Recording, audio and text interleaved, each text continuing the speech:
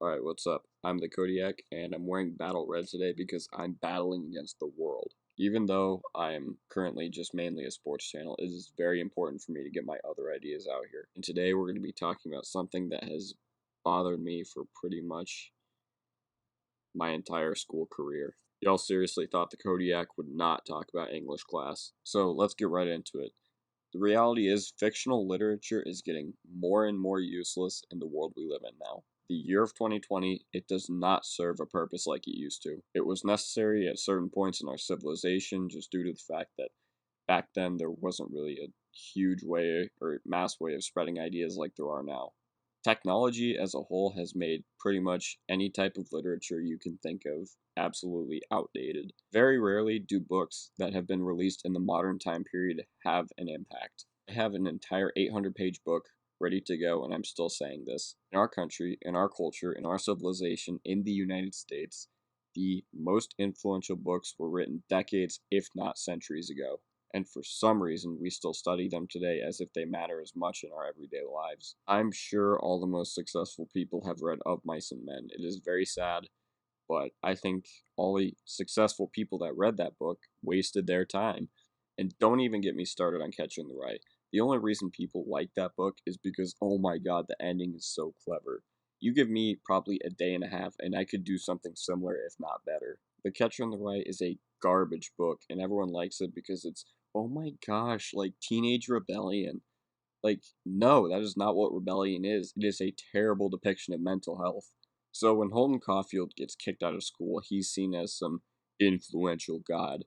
But when I get kicked out of school, I'm seen as dumb and irresponsible. And the worst thing about that book is that your English teacher or whoever tries to sell it to you as a teenager, trying to convince you that you hate your life, so, oh, you're gonna like this book, it's about depression, it's about rebellion. It's not about rebellion, it's just some kid who's mad at the world. It completely failed any expectation of mine.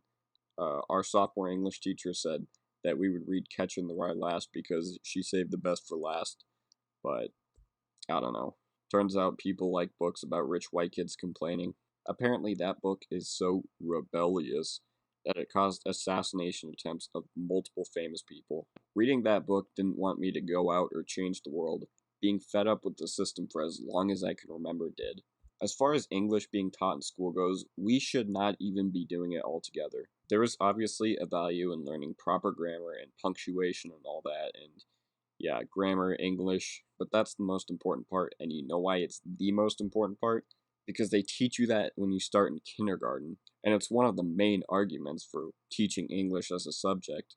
But let's not kid ourselves. Proper grammar and punctuation is taught to us when we're like 8 years old. In 13 years of public school, there was one book that actually had an influence on my mind, and that was The Outsiders.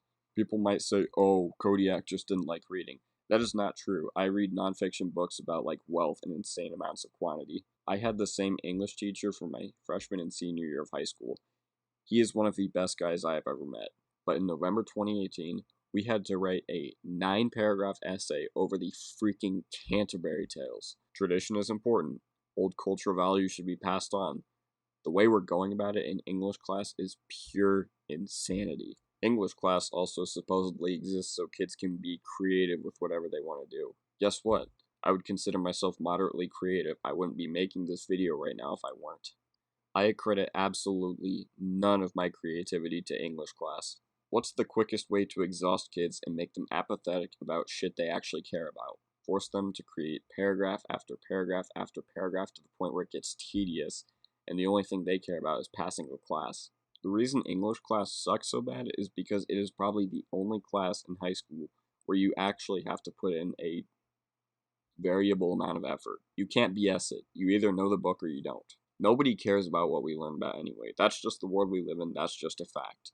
We're forced to write a bunch of essays and use a bunch of words that I don't even think we use in our everyday speaking. Everybody I know has had to read Shakespeare. What the hell are we going to use Shakespeare in the future for? Nothing other than maybe theater and writing. Anyone watching this video right now should either be inspired or listening to my ideas. I will never force anyone to write a 9 paragraph essay about what I said in a certain video.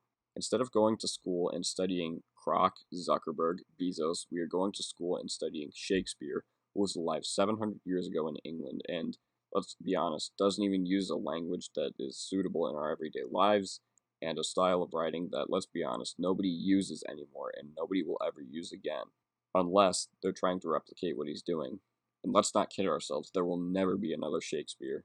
And I feel bad because all my English teachers were great people, but if I'm being completely honest, there's no value to anything we learned outside of like fifth grade. Nobody is going to be behind in the modern world if they don't know what the point of Great Gatsby is. Somebody will fall behind in the modern world if they do not have any practical talent. Instead of teaching students how to become the best version of themselves, we are making them memorize a ton of rules for writing that don't even apply in actual writing and forcing them to write essays with it. I want to know which person in the US Department of Education said that you have to slam MLA format into our kids' heads. Do you think of people that make a living off of TikTok and YouTube vlogging and all that are worried about 12-point font Times New Roman? Get out of here. Nobody is ever going to be concerned about MLA format outside of a school environment. And the worst part of it all is you can't use I in an academic essay. That does not exist in the real world. When somebody is creating their TED Talk, they do not care about using first person or not. I don't know. The way we teach English, it's broken, man. I can never ever find the right words, and there's no way this is real life. There's no telling you're the right girl, so I can only say that it feels right. It feels right, it feels right. Yeah, I can only say that it